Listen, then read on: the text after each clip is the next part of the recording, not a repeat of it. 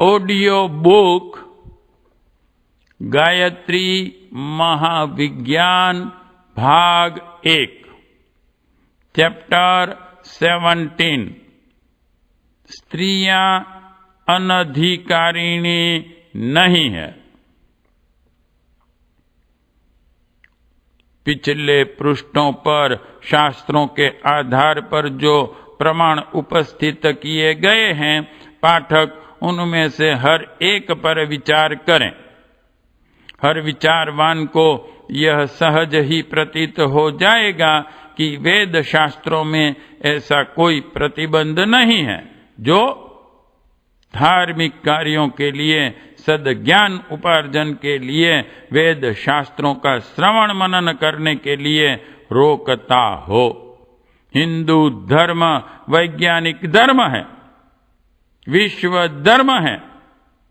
इसमें ऐसी विचारधारा के लिए कोई स्थान नहीं है जो स्त्रियों को धर्म, ईश्वर, वेद, विद्या आदि के उत्तम मार्ग से रोककर उन्हें अवनत अवस्था में पड़ी रहने के लिए विवश करे। प्राणी मात्र पर अनंत दया एवं करुणा रखने वाले ऋषि मुनि ऐसे निष्ठुर नहीं हो सकते जो ईश्वरीय ज्ञान वेद से स्त्रियों को वंचित रखकर उन्हें आत्म कल्याण के मार्ग पर चलने से रोके। हिंदू धर्म अत्यधिक उदार है। विशेषतः स्त्रियों के लिए तो इसमें बहुत ही आदर, श्रद्धा एवं उच्च स्थान है। ऐसी दशा में यह कैसे हो सकता है कि गायत्री उपासना जैसे उत्तम कार्य के लिए उन्हें अयोग्य घोषित किया जाए?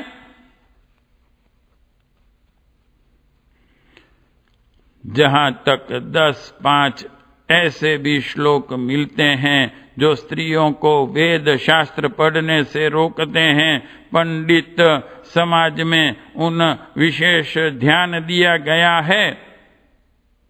प्रारंभ में बहुत समय तक हमारी भी ऐसी ही मान्यता रही कि स्त्रियां वेद न पढ़ें, परंतु जैसे जैसे शास्त्रीय खोज में अधिक गहरा प्रवेश करने का अवसर मिला, वैसे वैसे पता चला कि प्रतिबंधित श्लोक मध्यकालीन सामंतवादी मान्यता के प्रतिनिधि है।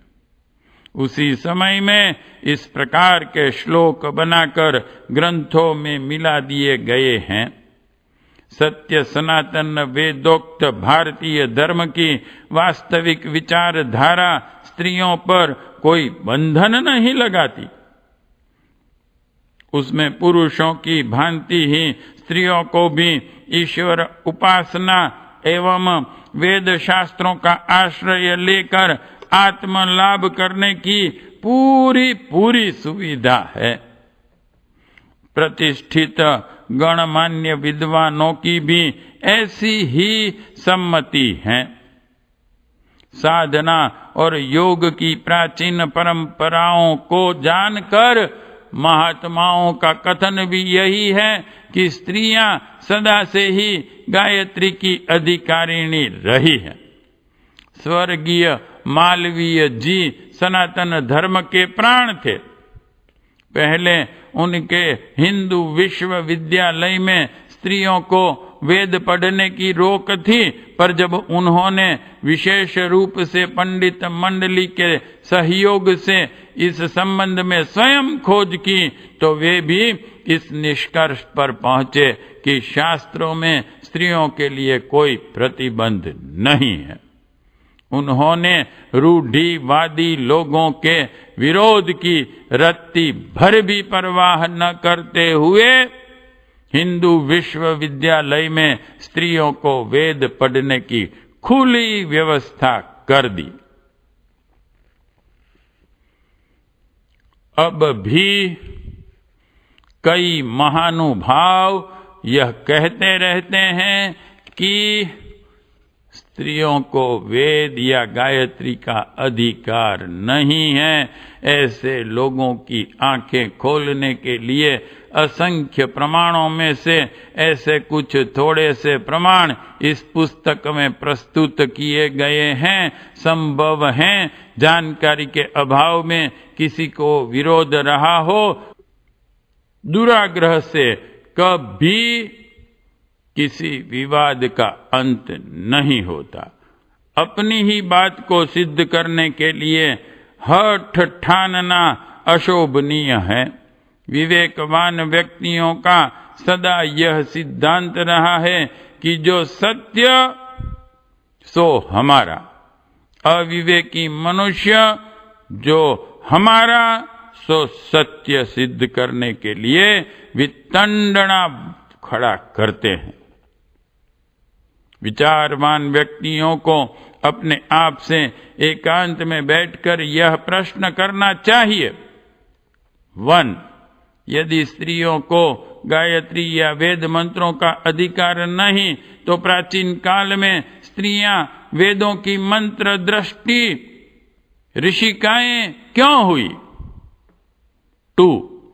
यदि वेद की वे अधिकारिणी नहीं तो यज्ञ आदि धार्मिक कृत्यों तथा षोडश संस्कारों में उन्हें सम्मिलित क्यों किया जाता है? 3. विवाह आदि अवसरों पर स्त्रियों के मुख से वेद मंत्रों का उच्चारण क्यों कराया जाता है? 4.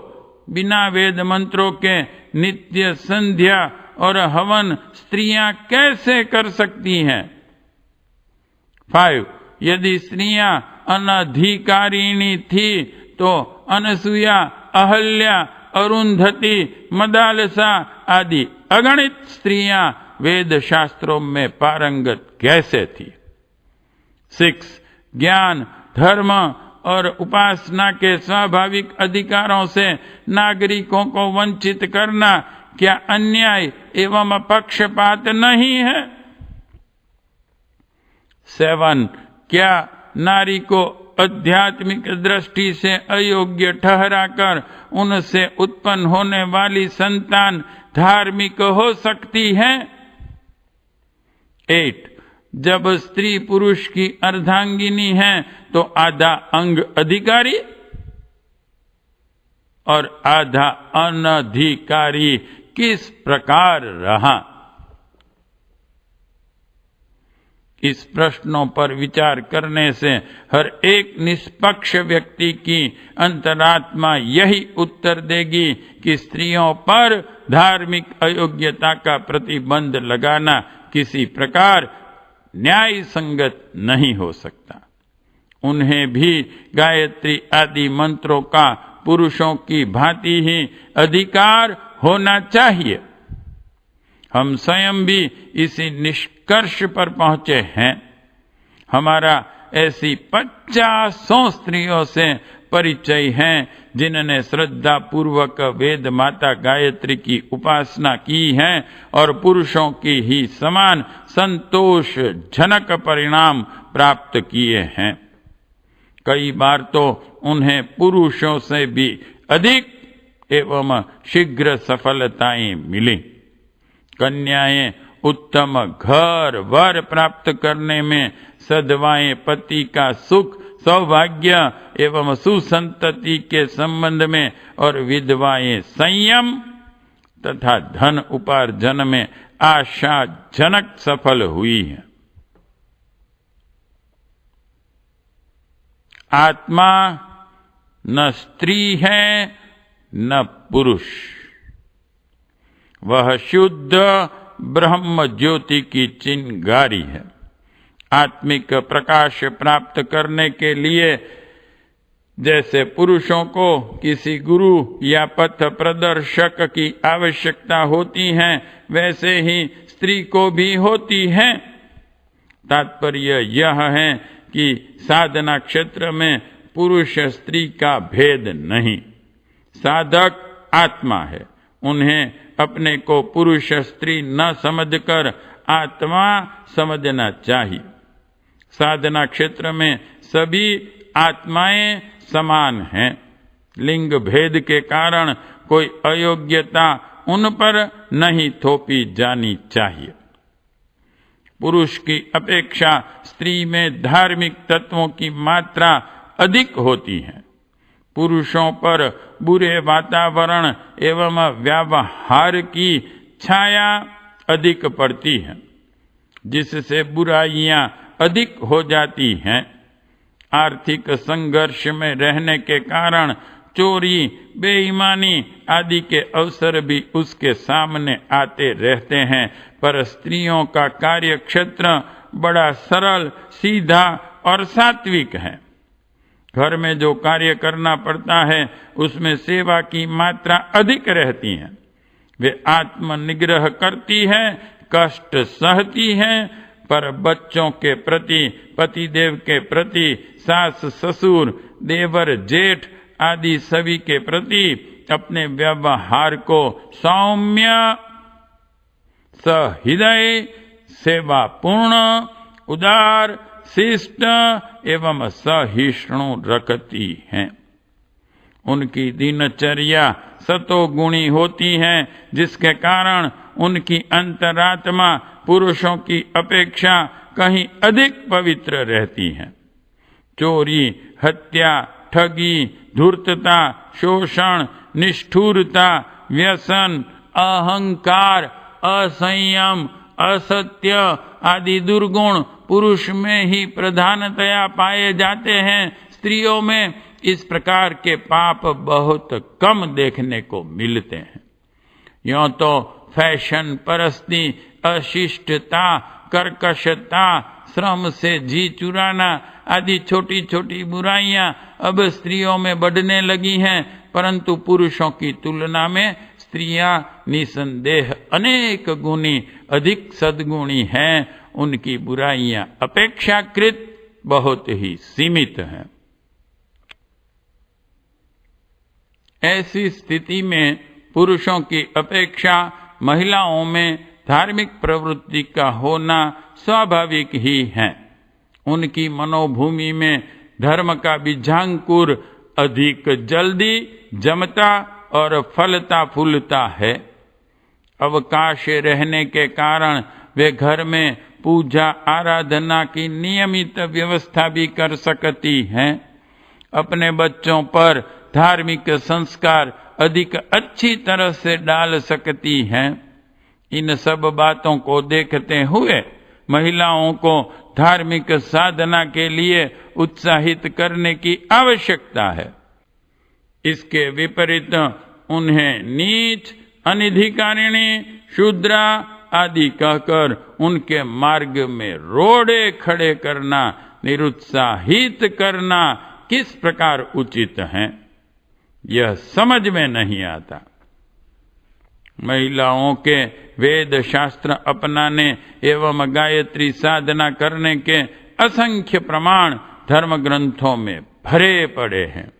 उनकी ओर से आंखें बंद करके किन्हीं 2-4 प्रक्षिप्त श्लोकों को लेकर बैठना और उन्हीं के आधार पर स्त्रियों को अनधिकारिणी ठहराना कोई बुद्धिमानी की बात नहीं है। धर्म की और एक तो वैसे ही किसी की प्रवृत्ति नहीं है, फिर किसी को उत्साह सुविधा हो तो उसे अनधिकारी घोषित करके ज्ञान और उपासना का रास्ता बंद कर देना कोई विवेकशीलता नहीं है।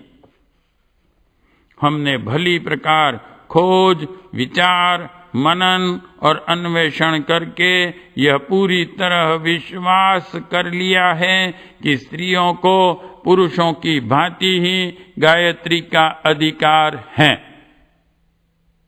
वे भी पुरुषों की भांति ही माता की गोदी में चढ़ने की, उसका आंचल पकड़ने की, उसका पय पान करने की पूर्ण अधिकारिणी हैं। उन्हें सब प्रकार का संकोच छोड़कर प्रसन्नता पूर्वक गायत्री की उपासना करनी चाहिए। इससे उनके भवबंधन कटेंगे। जन्म मरण की फांसी से छूटेंगी, जीवन मुक्ति और स्वर्गीय शांति की अधिकारिणी बनेंगी।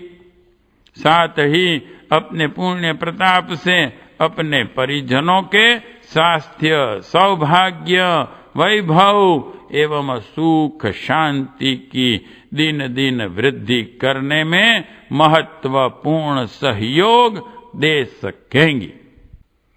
गायत्री को अपनाने वाली देवियां सच्चे अर्थों में देवी बनती हैं। उनके दिव्य गुणों का प्रकाश होता है। तदनुसार वे सर्वत्र उसी आदर को प्राप्त करती हैं जो उनका ईश्वर प्रदत्त जन्मजात अधिकार है। चैप्टर 17 समाप्त।